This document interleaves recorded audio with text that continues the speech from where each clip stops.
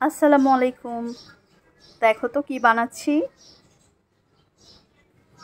কাঁচামরিচের আচার বানাচ্ছি।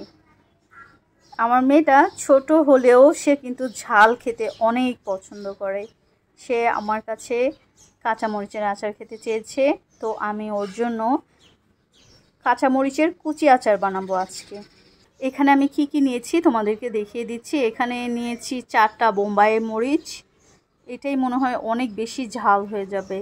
আর এখানে আমি নিয়েছি 1.5টা আম, আমটা একটু নিয়েছি ঝালটাকে ব্যালেন্স করার জন্য। আর এখানে 4টা ইন্ডিয়ান রসুন আছে, আস্ত 4টা ইন্ডিয়ান রসুন। আর এখানে প্রায় 1 কাপ পরিমাণ আছে লাল কাঁচামরিচ এবং প্রায় 1 কাপ পরিমাণ আছে সবুজ কাঁচামরিচ। এই সবগুলোকে আমি এখন মিক্সড করে আচার বানাবো।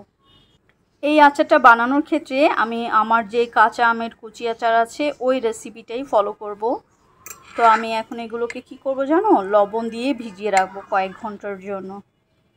দেখো, এখন আমি জাস্ট সবগুলোকে একসাথে মিক্সড করে দিব। তারপর এখানে 3 থেকে 4 টেবিল চামচ পরিমাণ লবণ দিয়ে ভিজিয়ে রাখবো। তারপর আচারটা বানাবো। তোমরা যারা এই রেসিপিটা চাও তারা আমার কাঁচা আমের কুচি আচারের রেসিপিটা কিন্তু দেখে নিতে পারো।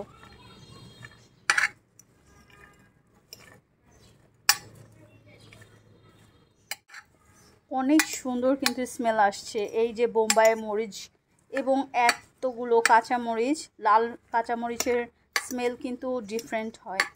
আর সবুজ আম, রসুন, মানে মনে হচ্ছে এখনই 1 চামচ খেয়ে দেখি একটু কেমন লাগে খেতে।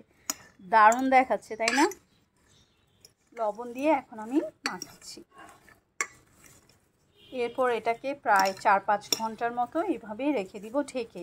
মাঝখানে 1-2 ঘন্টা পর পর একটু উল্টে পাল্টে দিব। Thanks for watching. আল্লাহ হাফেজ।